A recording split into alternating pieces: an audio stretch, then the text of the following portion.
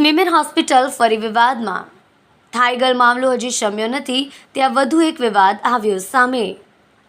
Forensic વિભાગનો તબીબ મૃગેન્દ્ર પ્રતાપસિંહ નલવાયા નશાની હાલતમાં ઝડપાયો। હોસ્ટેલમાં સરપ્રાઇઝ ચેકિંગ દરમિયાન નશામાં મળી આવ્યો। ગતરોજ પાલિકાના ડેપ્યુટી કમિશનર સ્મીમેર ડેન સહિતની ટીમ હોસ્ટેલમાં તપાસ અર્થે નીકળી હતી। તપાસમાં હોસ્ટેલના એક રૂમમાંથી ફોરેન્સિક વિભાગનો તબીબ નશામાં મળી આવ્યો।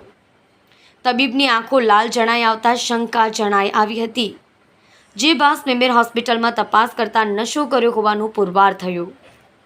તબીબને વરાછા પોલીસના હાથે સોંપાયો। પોલીસે તબીબ વિરુદ્ધ કાયદેસરની કાર્યવાહી હાથ ધરી।